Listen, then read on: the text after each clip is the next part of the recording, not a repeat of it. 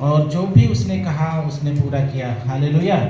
और जिसकी वजह से आज सारे संसार में उसके अनुयायी लोग पाए जाते हैं, क्योंकि उसने जो कहा और पूरा किया, और इसकी वजह से वो हमारा परमेश्वर है और सच्चाई का परमेश्वर है। हालेलुया।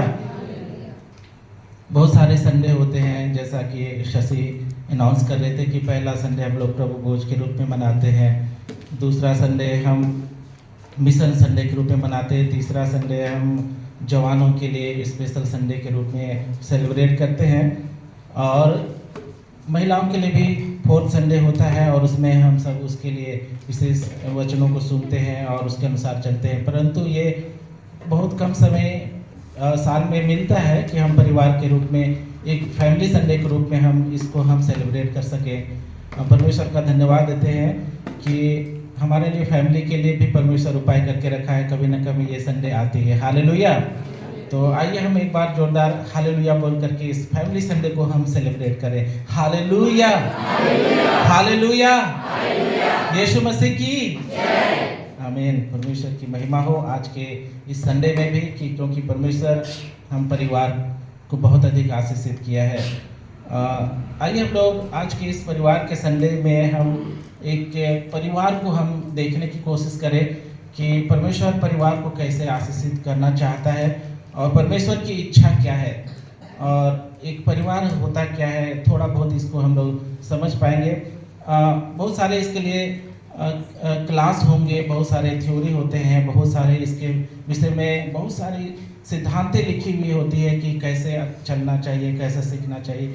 लेकिन परमेश्वर की इच्छा के अनुसार परमेश्वर का एक परिवार कैसा है उसको हम लोग थोड़ा सा ध्यान से देखने की कोशिश करें, ताकि हमारा परिवार भी जैसा परमेश्वर की इच्छा है वैसा अगर चले तो परमेश्वर के आशीष हमारे परिवार में कैसे बढ़ते रहने पाएंगे, हम परमेश्वर की आशीष को कैसे अनुभव कर पाएंगे। हालेलुया।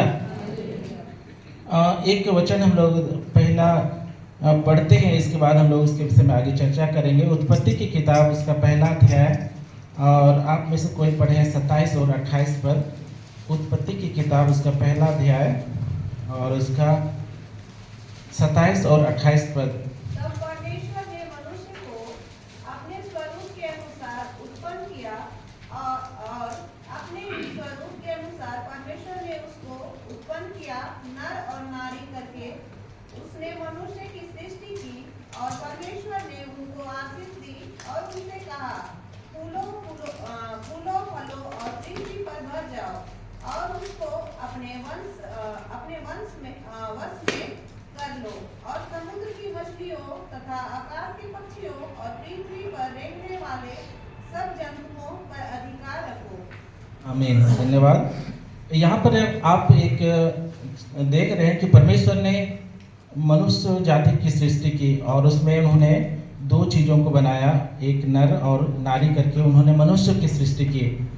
मैं यहाँ पर आपको एक परिवार दिखाना चाहता हूँ कि परमेश्वर ने पहला परिवार कहाँ पर रचा था, या परमेश्वर ने पहली परिवार की रचना या परिवार का फाउंडेशन कहाँ पर रखा, उसको जब हम देखते हैं तो पहला परिवार कौन है, आप ही बोलिए साथ में, आदम और हवा। पहला परिवार को हम देखते हैं। या हम पहले इस बात को बताना चाहते हैं, जब हम परिवार की कल्पना करते हैं तो परिवार में हम किस चीज़ को हम देखते हैं या क्या सोच हमारे अंदर आता है। एक माता और एक पिताजी और उनके बच्चे, और यदि थोड़ा बड़ा परिवार हो तो उनके दादाजी रहेंगे या तो नाना नानी को आप देख सकते हैं। तो एक परिवार में माता पिता और उनके बच्चे होते हैं, और ये एक परिवार की शुरुआत होती है, और परिवार की रचना परमेश्वर ने आदि में ही रचा था। और इस परिवार को पनपने के लिए उन्होंने बहुत सुंदर जगह रखी थी और बनाई थी। वो था कौन सा जगह, अदन की वाटिका। इसमें परमेश्वर प्री प्लान किया था, पहले से प्लान किया था कि मैं एक परिवार को फुलाऊंगा फैलाऊंगा। और परमेश्वर जैसे ये सृष्टि के आरंभ में ही परमेश्वर ने मनुष्य जाति के लिए बड़ी आशीष को रखी थी और कहा था कि फूलो फलो और पृथ्वी में भर जाओ। ये पहले ही वचन कहा था कि आओ हम इस पृथ्वी में, परमेश्वर कहता है कि आओ हम नर नारी करके मनुष्य जाति की सृष्टि करें, एक परिवार की रचना करें। लेकिन दूसरा अध्याय में उसने इस बात को पूरा किया, और उसने जैसा लिखता है कि मिट्टी ली और उसे सानी और उसने स्वरूप दिया और अपने ही स्वरूप में मनुष्य को बनाया। मैं इस बात को बताना चाहता हूँ कि परमेश्वर ने पहला परिवार कहाँ पर रचा था? अदन की वाटिका में। और इस परिवार के विषय में यदि आप सोचेंगे तो यह परिवार कैसा परिवार था? उस परिवार को आप, उस आरंभ के परिवार को यदि आप देखेंगे, एक अद्भुत परिवार था, सुखमय परिवार। वहाँ किसी बात की घटी थी क्या? इस परिवार में जब तक हो सके उनके संतान नहीं आए थे, या जब तक उन्होंने पाप में गिरा नहीं था, उन्होंने इस परिवार को कैसा देख रखा था? वहाँ किसी बात की घटी नहीं थी, कभी किसी बात की चिंता नहीं उनके जीवन में था। वे लोग बहुत ही सुखमय थे। और महत्वपूर्ण बात ये थी कि वहाँ हर दिन परमेश्वर उनसे मिलने आता था। हालेलुया! हर दिन उनसे बातें करने आता था। बाइबल बताती संध्या घड़ी ठंडे समय में वो उतरता था, उन्हें आवाज़ देता था कि आदम तू कहाँ है? उसके हवा को भी बोलता होगा, हवा तू कहाँ है? मैं तुमसे मिलने आया हूँ, मैं तुम लोगों से मिलने आया हूँ। और प्रतिदिन बताती बाइबल, ऐसे नहीं कि एक दिन के बाद आता था, 2 दिन के बाद या 7 दिन के बाद या 1 महीने के बाद, ऐसे नहीं बोलता। वहाँ लिखता है कि प्रतिदिन उनसे वो मिलने आता था इस छोटे परिवार में। और क्या है अद्भुत था, परमेश्वर स्वर्ग की बातें इन्हें बताता होगा, कैसे सुंदर बातें बताता होगा, कैसे आनंद की बातें बताता होगा, कैसे बोलता होगा कि कैसे इस सारी सृष्टि के लिए आप लोग अधिकारी हो, कैसे इन पर कब्जा रख सकते हो, कैसे तेरे वचन से सब कुछ होगा। इन सारी बातों को उनसे शेयर करता होगा। अद्भुत परमेश्वर इस छोटे परिवार में रहता था और उनसे बातें करता था और उनसे मुलाकात करता था। आज हमारा भी परिवार है। आज हम हर एक लोग किसी ना किसी परिवार से जुड़े हुए हैं। यदि आप माता पिता हैं तो आप अपने बच्चों को देखते होंगे, यदि बच्चे हैं तो अपने मम्मी पापा को देखते होंगे, और कहीं ना कहीं आप परिवार से जुड़े होंगे। हालेलुया! आप अपने परिवार को देखने की कोशिश करें कि हमारा परिवार आज क्या अदन की वाटिका समान है, या क्या हम उससे दूर हैं? हमारे बीच में परमेश्वर आते हैं, हम उनसे बात करते हैं प्रतिदिन, या हमारे बच्चे प्रतिदिन यीशु मसीह की बातों को जानते हैं? ये आज हमें झांकने की आवश्यकता है। शायद ऐसा हमारे लिए आज संभव बहुत कम होता है, क्योंकि अदन की वाटिका में जो परिवार था, पहला परिवार, वो बहुत ही सुखमय था जब तक बुराई नहीं आई। लेकिन हम आज इस संसार में जब रहते हैं, चारों ओर बुराई का बुरा प्रभाव है, चारों ओर पाप का बुरा प्रभाव है। जैसे बाइबल बताते हैं कि पूरा संसार किसके वश में है? दुष्टता के वश में है। और ये दुष्टता का प्रभाव हर एक के परिवार में प्रभावित होता है।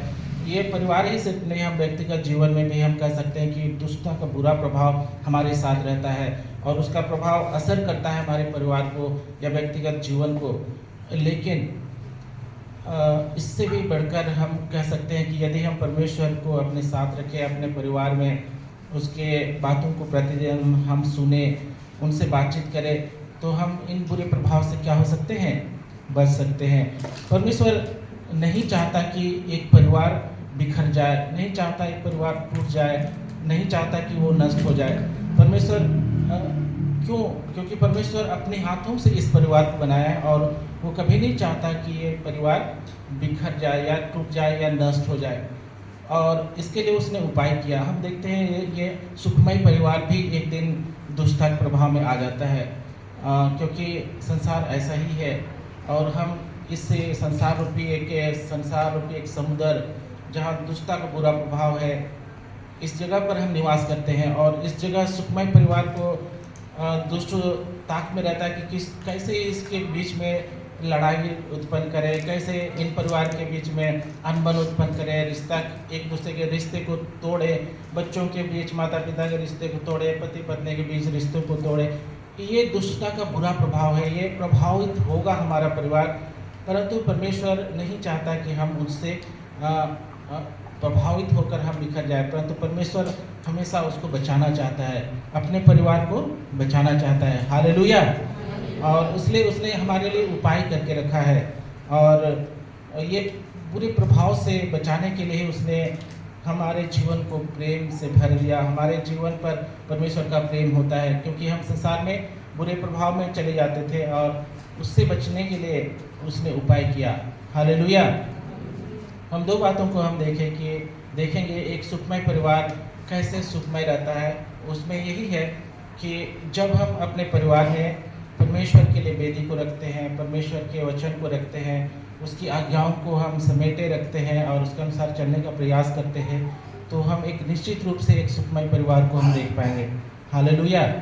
आगे एक उदाहरण के रूप में एक फैमिली को हम लेंगे, इससे बाइबल से रिलेटेड, बाइबल से का ही एक उदाहरण को देखेंगे कि कैसे एक परिवार जब परमेश्वर के साथ चलता था, परमेश्वर की आज्ञाओं के अनुसार चलता था, परमेश्वर उस परिवार को बहुत ऊंचाई तक ले गया और ऐसे ऊंचाई तक ले गया जहां वो खुद कदम को रखता है। हालेलुया। तो हम भी परमेश्वर के उस परिवार को जानने की कोशिश करें कि परमेश्वर हमारे परिवार को बचाना चाहता है। हालेलुया। अदन की बालिका में आदम और हवा ने भी पाप किया और वे लोग परमेश्वर के उस सुखमय संसार से दूर हट करके वे लोग इस संसार के बुरे प्रभाव के कष्ट में उन्होंने अपना जीवन जिया, परंतु परमेश्वर उन्हें नहीं छोड़ा, लगातार उनको बचाता रहा। हालेलुया।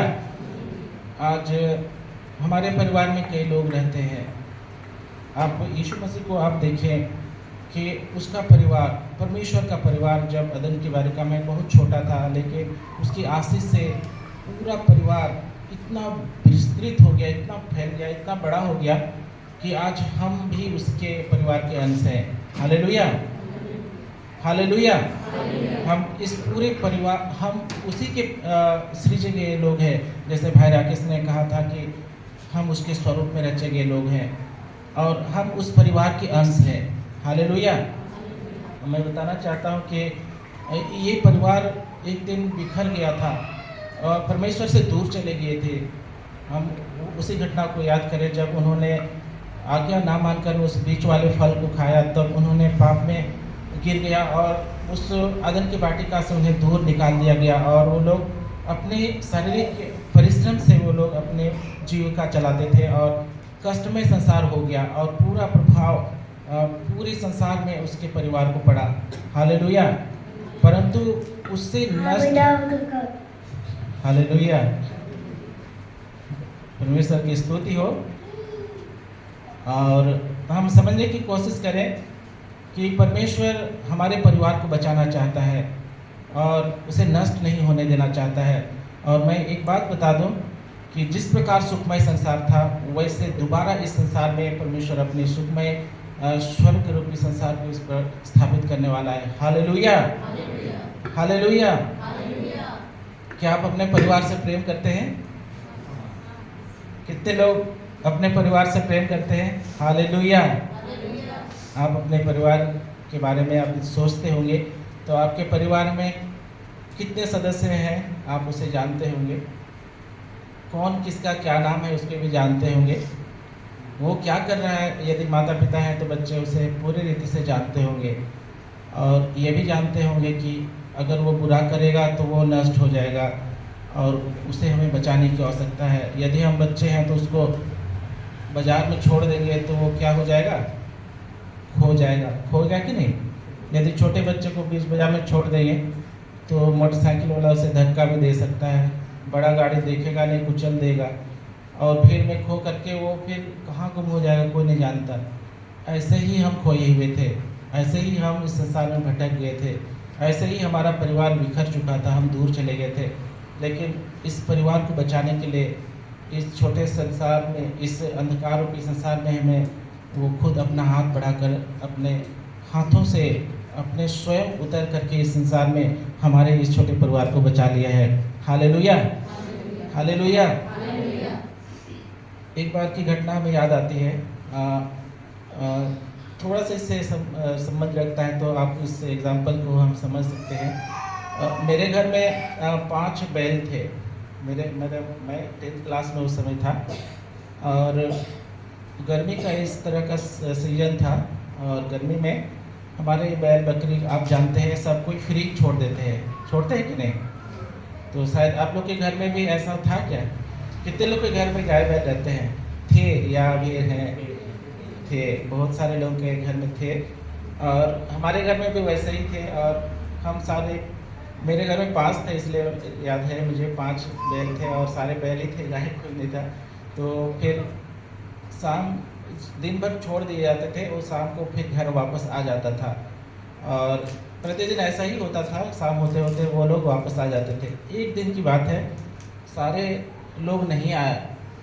हमने देखा 4 ही बैल है, कई देरी से मिल नहीं रहा है क्योंकि एक बैल गायब है और 4 ही लोग वापस आए हैं। तो मेरा पिताजी बोला, अरे आज तो 4 ही वापस आए, एक कहाँ चला गया? 8 बज गया, तब तक आया ही नहीं। तो हम लोग ढूंढने लगे उसको, क्या करने लगे? ढूंढने लगे। और ढूंढते ढूंढते ऐसा पता चलता था कि वो दूसरे गांव से होके घूमते घूमते हमारे गांव घर आते थे। तो हमने उसी रास्ते से, जिधर से लोग घूमते थे वैसे ही जाने के बाद पता चलता है कि वो एक गहरे कुएं में गिर गया है और बहुत अधिक गहरा था। और इतना गहरा कि लगभग हमको लगता है 50 से 60 फीट नीचे वो गिर गया हुआ था। और गिर करके उसमें थोड़ा पानी था, उसमें वो तैर रहा था और निकलने का प्रयास कर रहा था। और बहुत देरी से हमने ढूंढते ढूंढते वहाँ पहुँचा, तब वो ऐसा थक चुका था कि बस वो अपना सर को ऊंचा करके रखा था और वो स्थिर पड़ गया था, क्योंकि शायद तैरते तैरते कोशिश करते करते वो थक गया था। तब पिताजी बोला कि अरे इसको तो बचाना है, जल्दी करो, रस्सी ढूंढते हैं। जल्दी इधर उधर से दौड़ दौड़ के हम लोगों ने रस्सी ढूंढने का प्रयास किया और तब रस्सी भी हमारे लिए मिल गई। और काफ़ी लंबा रस्सी, एक रस्सी से तो होगा नहीं, इतना बड़ा जानवर है। तब 2 रस्सी और काफ़ी लंबा 50 फीट के लिए 2 फोल्ड करके उसको हमने तैयार किया और उसको जब उस नीचे तक उतारा उस रस्सी को, और उस बैल को ऐसे फंसाया, दोनों आगे वाला पैर दोनों पीछे वाला पैर को फंसा करके फिर हमने उसको खींच करके बाहर ले आया। और बाहर ले करके वो थोड़ी देर आराम किया और फिर वो चल करके आराम से चलते चलते वो अपना घर पहुंच गया। और यहाँ पर एक चीज़ आप देखिएगा कि हमारे घर में जो 5 बैल थे उसमें से एक जो खो गया था या गिर गया था, गहराई में गिर गया था, उसे पिताजी बोला कि हमको ढूंढना है और उसको हमें बचाना है। मैं कहता हूँ कि हमारे जीवन में भी ऐसे ही घटनाएं हुई है। हम इस संसार, अंधेरे रूपी संसार में, एक पापमय संसार में हम कहीं ना कहीं खो गए थे। आप कोशिश कर रहे थे कि हम छुड़ाए जाए, बचाए जाए। हम बहुत प्रयास कर रहे थे होंगे कि हमें कोई अंधकार से ज्योति में ले आए। हम बहुत प्रयास कर रहे थे होंगे कि हमें बीमारी से कोई चंगा करे, हमें छुड़ाए, छुटकारा दिलाए। हम गर्त में पड़े हैं, हम बिल्कुल बदतर परिस्थिति में पड़े हैं, हमें छुड़ाने वाला कोई नहीं है।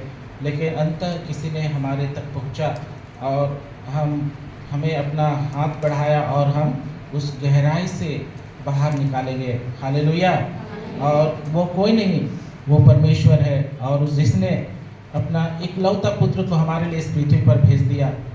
और उस घटना को याद करें, अपना इकलौता पुत्र इस पृथ्वी पर आ करके इस अंधकार में जगह जहाँ पर हम तड़प रहे थे, निकलने का प्रयास कर रहे थे, और हमें चाहिए था कि हम आज़ाद हो जाएं उस बंधुआई से, जो हमें श्राप का बंधुआई या पाप की बंधुआई या तो हम बीमारी की बंधुआई में हम जी रहे थे, उससे हम बाहर निकलने की कोशिश करें।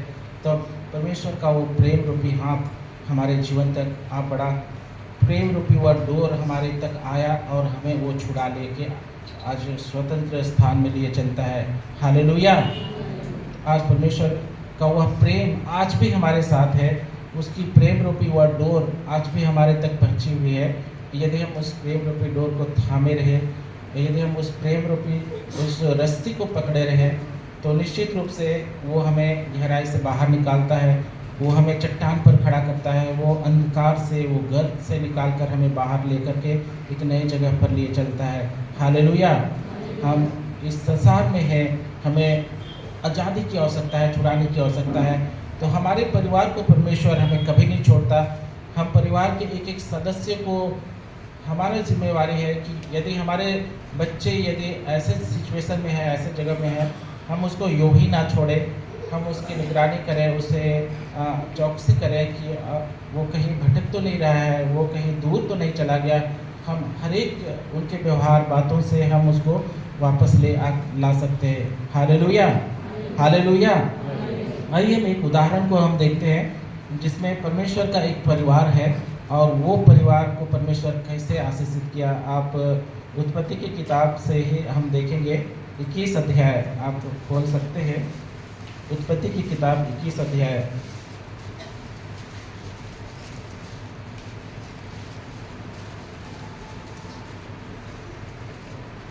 21 अध्याय में पूरा ये पद उन्हीं के लिए है, इसलिए मैं पूरा नहीं पढ़ूंगा या नहीं।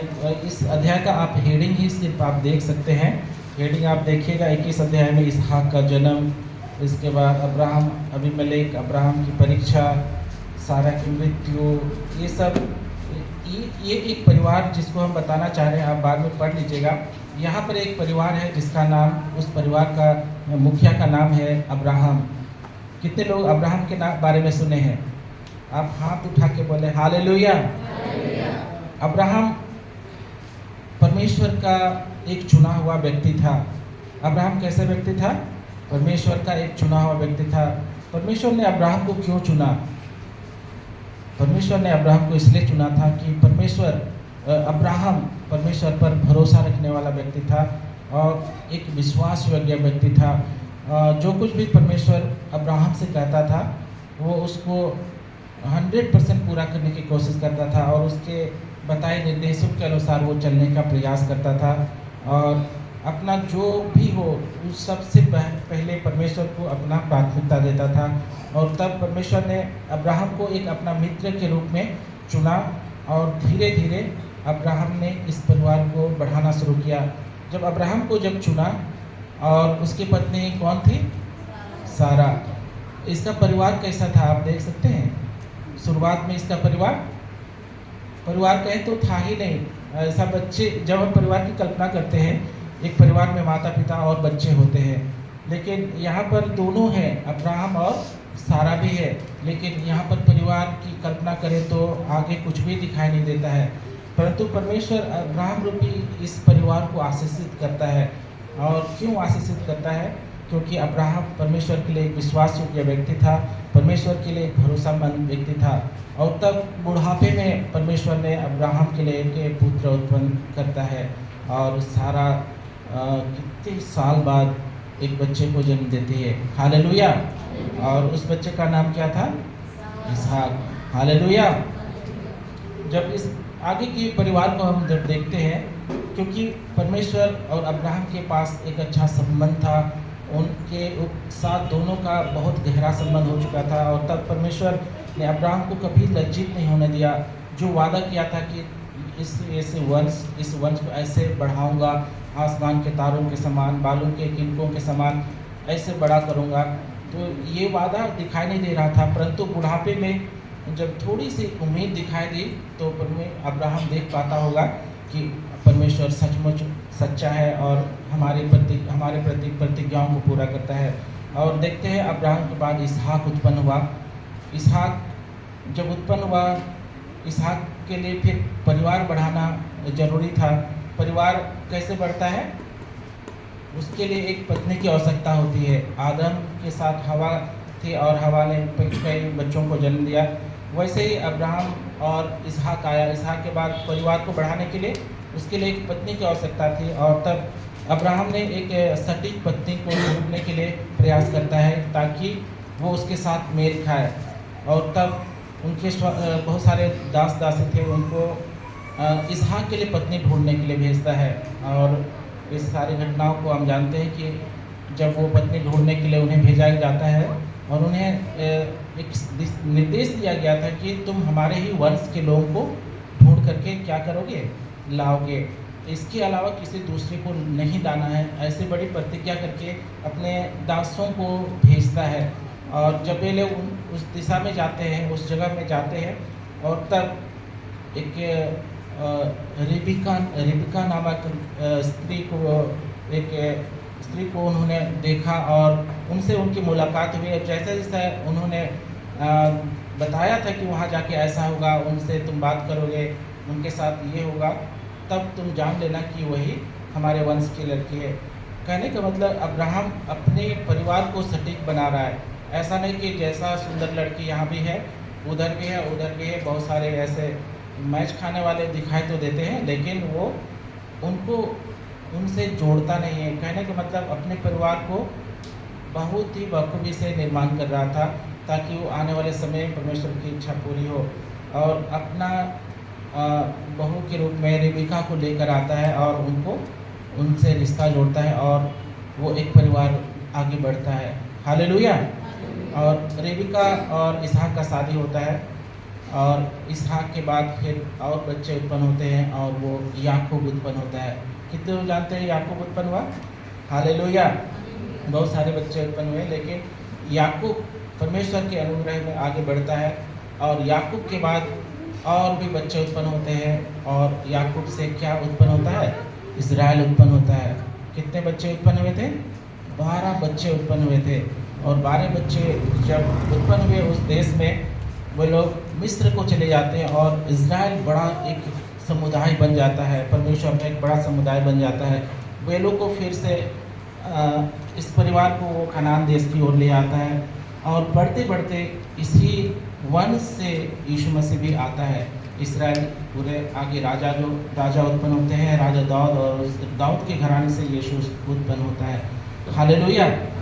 मैं ये बताना चाहता था कि परमेश्वर का परिवार यदि हम बनाना चाहते हैं, परमेश्वर की इच्छा के अनुसार यदि हम बनाते हैं, परमेश्वर ऐसा महसूस होगा कि ये हमारा छोटा सा परिवार कौन देखता है, कौन जानता है, और हम अभी उस योग्य नहीं कि हम बड़ा हो सके, हमारा परिवार आशीषित कैसे होगा।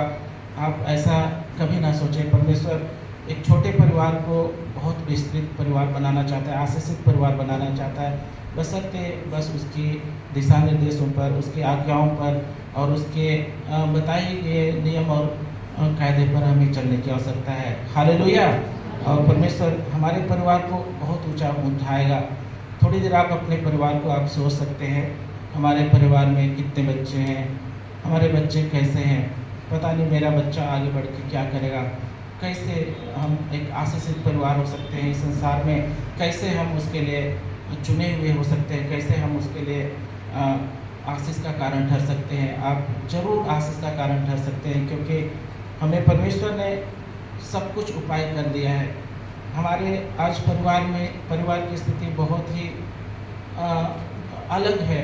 इस संसार में परिवार की स्थिति बहुत अलग है।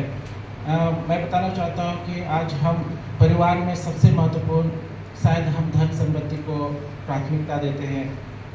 अधिक धन हो, संपन्नता हो, सब कुछ हो, और इस परिवार को हम बेस्ट परिवार ऐसा कल्पना करते हैं, लेकिन यह महत्वपूर्ण नहीं है। इससे भी महत्वपूर्ण है कि हमारा परिवार को परमेश्वर सुरक्षित रखा है, या हमारा परिवार एक दिन परमेश्वर के राज्य में उपस्थित हो पाएगा कि नहीं, ये सबसे महत्वपूर्ण है। क्योंकि संपत्ति रहने वाले परिवार सुखमय, इस संसार का सुख हमेशा के लिए सुख नहीं दे सकता है। इस संसार में बहुत सारे पैसे वाले हैं, सुख वाले हैं, लेकिन यदि परिवार में यीशु मसीह नहीं है तो वो शांति हमेशा के लिए नहीं रह सकती है। मैं बताना चाहता हूँ कि धन संपत्ति हमारे लिए महत्वपूर्ण उतना नहीं है जितना यीशु मसीह की उपस्थिति हमारे परिवार में है। हालेलुया।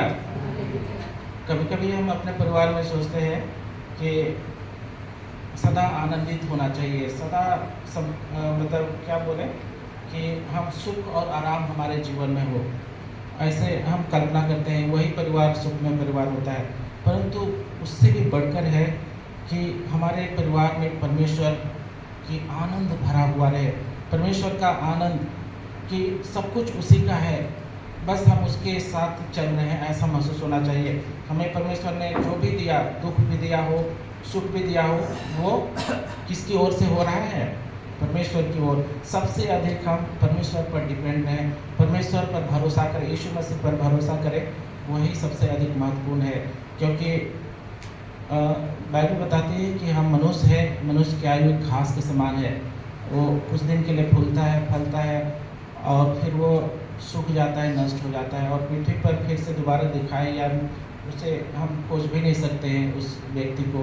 परंतु यदि हम परमेश्वर के साथ चले, यदि हम उसे महत्वपूर्ण स्थान दें, यीशु मसीह को ही हम कहें कि मेरे जीवन का आधार तू है, मेरे परिवार का जीवन का सुख और शांति तू ही है, तो अंत में जब हमारी मृत्यु भी होगी तो हम एक सुखमय जगह पर निवास करेंगे। हालेलुया। यही सबसे महत्वपूर्ण है। इसी बात को यीशु मसीह ने कहा था कि यदि तुम सारे जगत को प्राप्त कर लो परंतु अपनी आत्मा को खो दो तो तुम्हारा क्या लाभ होगा। हमारे लिए इस संसार में अपना लिए सब कुछ पा लेना ये महत्वपूर्ण नहीं है, परंतु यदि हम आत्मा की रक्षा कर लें, हमारे जीवन की रक्षा कर लें, तो यही हमारा सबसे महत्वपूर्ण है। और रक्षा इस मायने में कहना चाहते हैं कि हम अपने परिवार की रक्षा हम करें। किस तरह रक्षा करें? यीशु मसीह को साथ में रख करके। Hallelujah, hallelujah. बाइबल में बहुत सारी आज्ञाएं हैं। बाइबल में बहुत सारी आज्ञाओं को यीशु मसीह के द्वारा स्थापित किया गया। हम जैसे शुरू से हम देखते हैं कि उत्पत्ति में परमेश्वर ने एक परिवार की रचना की, उसको सेफ रखा, बढ़ाया।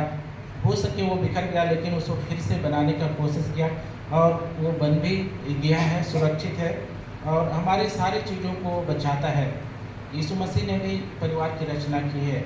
यीशु मसीह उस परिवार को एक मजबूत स्थान देते हुए एक फिर से नए नियम में स्थापित की है, जिसको हम विवाह कहते हैं।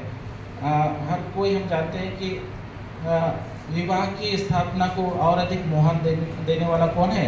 यीशु मसीह है। यीशु मसीह विवाह की योजनाओं को स्थापित किया, जिससे क्या हो सके, परिवार की बढ़ोतरी हो सके। आप देखेंगे तो विवाह के विषय में मरकुस रचित सुसमाचार एक बार हम पढ़ लेते हैं। मरकुस रचित सुसमाचार उसका 6 और 9 पद को, इसमें हमें और अधिक समझ आएगा कि परमेश्वर की इच्छा आज भी वैसे ही है, जैसा परमेश्वर पिता ने की थी, वैसे ही आज यीशु मसीह भी इसको और अधिक बढ़ावा देता है। मरकुस रचित सुसमाचार 10 अध्याय और उसका 6 और 9 कोई पढ़ सकते हैं? पर सृष्टि के आरंभ से परमेश्वर ने नर और नारी करके उनको बनाया है। जी। इसलिए जिसे परमेश्वर ने जोड़ा है उसे मनुष्य अलग ना करे। हालेलुया। हालेलुया। यहाँ पर आप क्या देख रहे हैं कि यीशु मसीह सृष्टि के आरंभ से परमेश्वर ने नर और नारी करके उनको बनाया। ये आदम की बारे बात बोल रहा है। आदम की वाटिका में आदम और हवा के बारे बोलता है। इस कारण मनुष्य अपने माता पिता से अलग होकर अपनी पत्नी के साथ रहेगा और वे दोनों एक तन होंगे। इसलिए वे अब दो नहीं पर एक तन है। इसलिए जिसे परमेश्वर ने जोड़ा है उसे मनुष्य अलग ना करे। अक्सर ये विवाह के समय पढ़ी जाती है, लेकिन मैं इसको परिवार के तौर में आपको बताना चाह रहा हूँ कि यहाँ पर परमेश्वर ने माता पिता और पति पत्नी के संबंध के विषय में बताता है। जब पति पत्नी जब विवाह हो जाता है तो वे लोग माता पिता से अलग हो जाते हैं और वो अपना परिवार को आगे बढ़ाते हैं और वे दोनों आपस में एक तन होते हैं। और एक तन, इस बात को यदि हम समझें तो यहाँ पर जिस प्रकार से माता पिता आपस में एक दूसरे को, हम जानते हैं कि लोग काफ़ी आपस में साथ रहते हैं, और यहाँ पर पति पत्नी जब होते हैं तो पति और पत्नी एक दूसरे से आपस में हर एक बातों को जानते हैं, एक दूसरे को जानते हैं, प्रेम करते हैं और वे दोनों एक तन हैं। हालेलुया। कहने का मतलब कि वे दोनों आपस में प्रेम रखें। बाइबल बताती है कि एक पति अपने पति को बहुत अधिक प्रेम करे, आदर करे, सम्मान करे। आगे सुसमाचार की पत्रियों में ये बातें बहुत सारा दिशा निर्देश दिया गया है कि कैसे पति अपने पति की इज्जत, आदर, कदर करे। पति भी अपने पत्नी को कैसा प्रेम करे, इस बात को, सारी बातों को लिखता है। कहने का मतलब ये परमेश्वर का एक परिवार है जिसको परमेश्वर ने रचा है और एक कायदे से आगे बढ़ाना चाहता है। और इसलिए कहता है कि पति जिस तरह से अपने देह से प्रेम रखता है, पति अपने आप को अपना इज्जत प्रतिष्ठा देता है, वैसे ही पत्नी से भी प्रेम करे, उसको आदर करे, सम्मान करे और एक दूसरे से बहुत अधिक प्रेम करे। और क्योंकि परमेश्वर इस पर आशीष देना चाहता है। मैं बताना चाहता हूँ, जब हम ऐसे एक साथ रहेंगे परमेश्वर हमें आशीषित करेगा और अब्राहम की तरह हम एक अच्छे आशीषित परिवार बन सकते हैं। हालेलुया। क्योंकि हमारा ये संबंध जो परमेश्वर ने हमें जोड़ा है वो कभी ख़त्म नहीं होने वाला संबंध है। इसको और अधिक समझे तो थोड़ी देर के लिए दरारें हो सकती है, थोड़ी देर के लिए परिवार में पति पत्नी आपस में लड़ते हैं, तो एक दरार हो सकती है, थोड़ी देर के लिए वो पतला धागा रूपी दरार टूट जाता है, वो लोग एक दूसरे से बात नहीं करते। कभी कभी कुछ बोले तो वो सुने नहीं, सारे कोई जानते हैं कि परिवार में ऐसे होता है। हालेलुया। लेकिन क्या पति और पत्नी का संबंध खत्म हो जाता है क्या? कभी नहीं। एक बेटे और माँ का संबंध खत्म होता है क्या? कभी नहीं। भले माँ बेटे के साथ थोड़ी देर के लिए झगड़ा हो या वो ना समझे के कारण हम एक दूसरे को कभी नहीं समझते हैं, लेकिन वो छोटी सी दरार टूट जाती है, लेकिन वो संबंध जो बताना चाहते हैं वो एक तन का संबंध, जो कभी न टूटने वाला संबंध को परमेश्वर ने स्थापित किया है, वो हमेशा बरकरार रहता है। भले आप 2 दिन के लिए, 1 दिन के लिए हाँ हम टूट जाते हैं, परंतु हमारा जो विवाह का संबंध होता है, हमारा जो एक तन का संबंध होता है, माँ बेटे का संबंध होता है, वो कभी ख़त्म नहीं होता है। हालेलुया। यीशु मसीह इस बात को स्पष्ट करना चाहता था कि अदन की वाटिका में जब वे लोग पाप किए तो परमेश्वर से दूर चले गए, एक रिश्ता टूट गया, एक दरार हो गया, एक दूरी बढ़ गई। लेकिन परमेश्वर का जो संबंध था, उसका सृष्टि का संबंध था कि इनको मैंने बनाया है, ये मेरे हाथ की रचना है, ये मेरे परिवार के बच्चे हैं, इसको मैं कभी नहीं छोड़ सकता या कभी नहीं भुला सकता। ऐसा वो संबंध जो पिता और पुत्र का संबंध था वो कभी अलग नहीं हुआ था, जिसकी वजह से अंत तक वो हमें छुड़ाने के लिए, बचाने के लिए स्वर्ग छोड़ करके इस पृथ्वी पर आता है कि अपनी सृष्टि को कैसे बचाए, अपने परिवार को कैसे बचाए, और वो बचा लेता है और अद्भुत रीति से बचा लेता है। वैसे ही आप परिवार को याद रखें, आपके साथ जो संबंध है, शादी का संबंध है, पति पत्नी का संबंध है, वो कभी ख़त्म नहीं होता। चाहे आप मर मिट जाए तो वो पत्नी आपकी पत्नी ही रहेगी, पति आपका पति ही रहेगा। हालेलुया। और भले आपके बीच में दरार हो, लेकिन इस संबंध को कभी अलग नहीं कर सकते। और इसलिए बोलता है कि भले ही संसार में आप थोड़ी देर के लिए अलग हो जाएंगे, आप जरूर उस संबंध को दोबारा बनाने की कोशिश करें। उस रिश्ते को आप एक दूसरे के प्रति समझदारी उत्पन्न करते हुए, एक दूसरे को माफ़ करते हुए, एक दूसरे को आदर देते हुए आप दोबारा से उस संबंध को और एक सुखमय बना सकते हैं, उस संबंध को आनंदमय बना सकते हैं। क्योंकि इसके लिए परमेश्वर का बड़ा आशीष दिया गया है, क्योंकि इस परिवार को परमेश्वर कभी नहीं बिखरने देना चाहता है, इस परिवार को कभी उजड़ने नहीं देना चाहता है, परंतु वो इस परिवार को मजबूत देकर आशीषित करना चाहता है। Hallelujah, hallelujah. तो अपने इस परिवार को आप जरूर दोबारा से सुखमय बना सकते हैं। हम जरूर इस परिवार को अदन की वाटिका के रूप में आनंद में भर सकते हैं। कैसे? वो हमारे लिए यीशु मसीह सब कुछ पूरा कर दिया। हम उसके पास नम्रता से, दीनता से वापस आएँ, उसके पास एक दूसरे के साथ आदर से बात करें, व्यवहार करें, और तब हम इस परिवार को फिर आनंद में बना सकते हैं, सुखमय और आशीषित बना सकते हैं। हालेलुया। बाइबल में बहुत सारी आज्ञाएँ और बहुत सारी शिक्षाएँ दी गई है, अलग अलग पदों में। बच्चों के प्रति कैसे हम आदर रखें, रीस ना दिलाएं, उन्हें ऐसे मार्ग की शिक्षा दें जिसमें वो बुढ़ापे तक कभी ना भूलें और उसमें वो चलते रहें।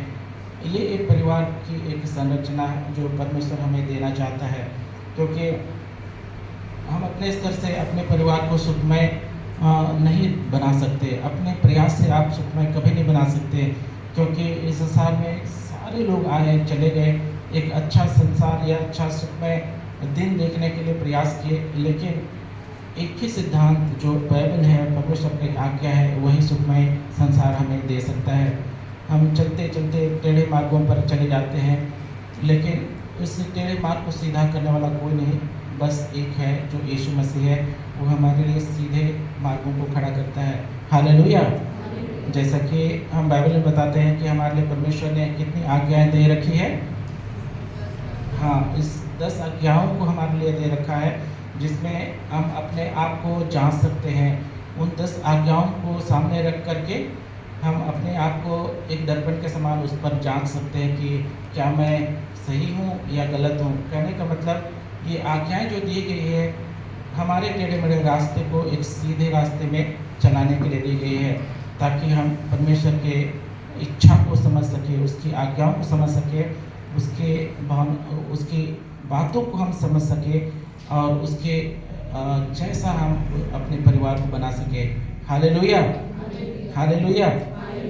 इसलिए हम आइए आज के इस दिन में हम अपने परिवार को एक सुखमय बनाने का प्रयास करें, अपने बुद्धि ज्ञान और समझ से नहीं, परंतु बाइबल के अनुसार परमेश्वर की उपस्थिति को बीच में ला करके, परमेश्वर की उपस्थिति को हमारे परिवार में ला करके, आदम के जैसा बात करता रहता था दिन और रात, सुबह शाम, वैसे ही हम उसके लिए एक वेदी बनाए जहाँ से हम उसकी आवाज़ों को सुन सकें, ताकि हम अब्राहम रूपी उस परिवार के समान एक अच्छा परिवार जो यीशु मसीह को उत्पन्न करने वाला परिवार बन सके।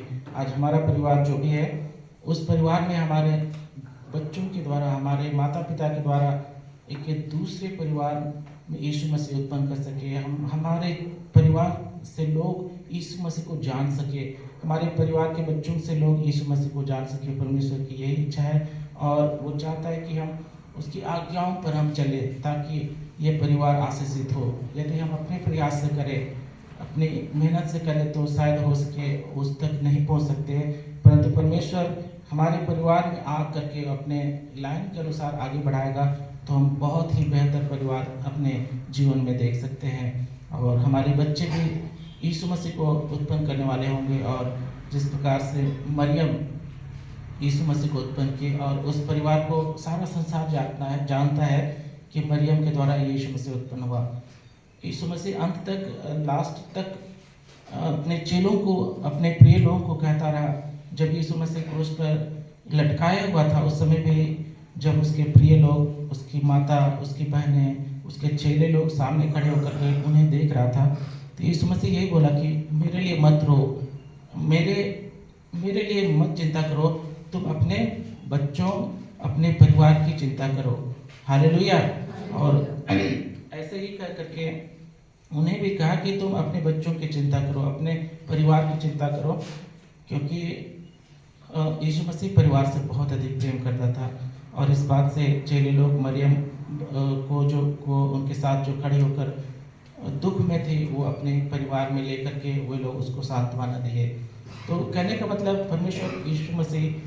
परमेश्वर से लेके हम यीशु मसीह और आज तक परमेश्वर परिवार से बहुत अधिक प्रेम करता है, उनकी भावनाओं को जानता है और उन्हें ऊंचा उठाना चाहता है, जहाँ से उसकी बड़ी महिमा होने पाए।